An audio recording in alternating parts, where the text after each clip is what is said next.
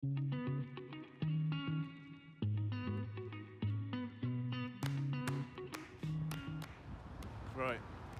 so currently on my way to the most difficult study that I've done to date. Early in the morning, woke up at 5:30, a little bit of a restless night and an exhausting day finishing off another study yesterday.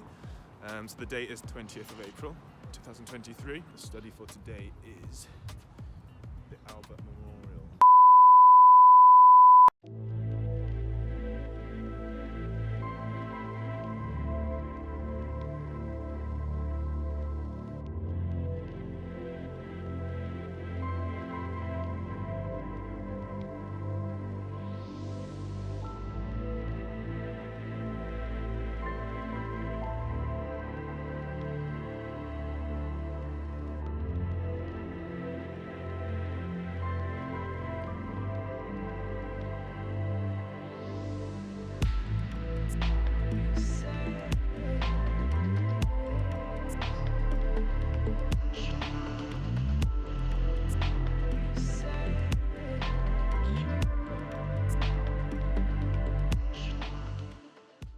The Albert Memorial stands in Kensington Gardens, just north of the Royal Albert Hall, with the building it's named after just alongside. Queen Victoria commissioned it after her husband Prince Albert died of typhoid in 1861 at just 42 years old. Devastated, she wanted a permanent tribute to the man behind the Great Exhibition of 1851, the event that funded the museums and institutions now nicknamed Albertopolis, the Natural History Museum, the Science Museum and Imperial College. A committee of architects submitted designs, everything from an obelisk to an equestrian statue, before Victoria settled on George Gilbert Scott's proposal in 1863.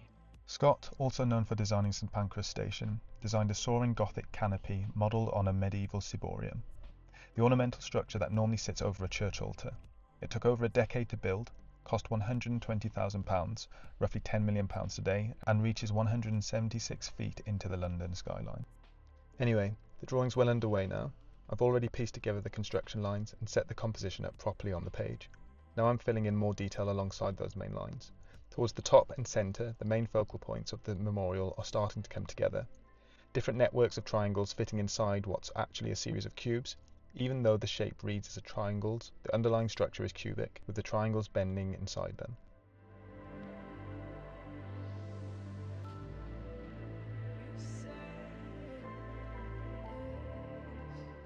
Each corner of the memorial carries a sculptural group representing a continent: Europe, Asia, Africa and the Americas, each paired with its own animal: a bull for Europe, an elephant for Asia, a camel for Africa, a bison for the Americas. It's worth saying plainly, these weren't chosen as a neutral map of the world. They were designed in 1863 to represent the reach of the British Empire at its height, with Europe positioned as the civilizing centre and the other three continents cast in a more subordinate, decorative role. A framing that hasn't aged well, even if the craftsmanship holds up. Above them runs the frieze of Parnassus. Nearly 170 carved figures of history's greatest architects, painters, poets, sculptors and musicians wrapped around the base like a Victorian who's who of the arts. The definition of frieze being a wide decorated band on a building's wall, a heavy wool cloth, or the famous global contemporary art organisation that hosts international art fairs like, for example, Frieze London.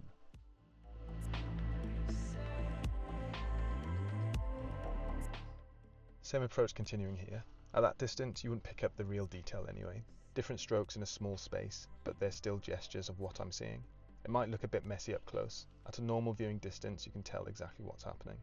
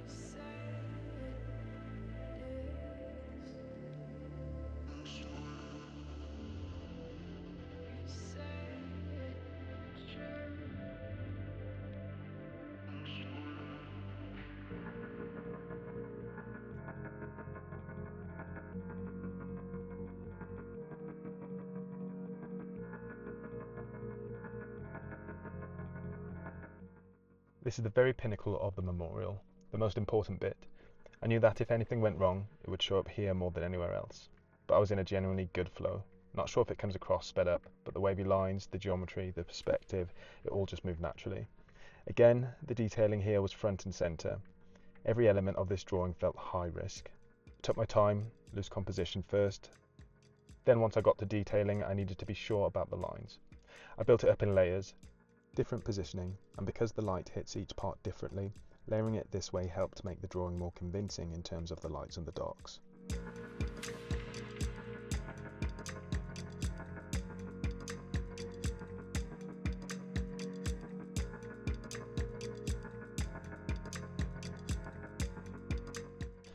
You can see quite faintly, I've loosely fleshed out the base, the general composition of where each detail sits.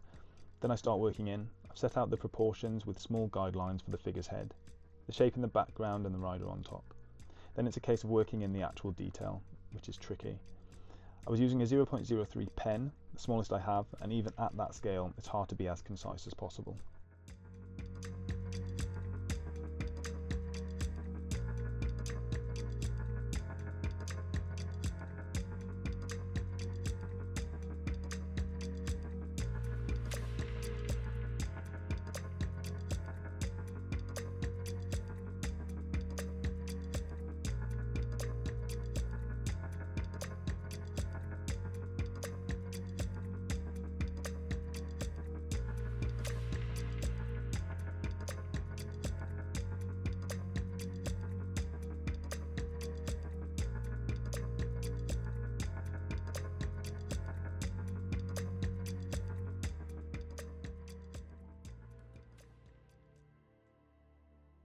Right, I can't believe I don't have a decent shot of it, but at the centre of it all sits the statue itself.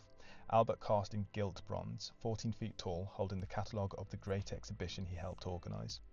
Sculptor John Henry Foley worked on it for years, and it wasn't ceremonially lowered into place until 1875, 3 years after the rest of the memorial had already opened. Albert faces south, permanently looking towards the Royal Albert Hall he inspired but never lived to see.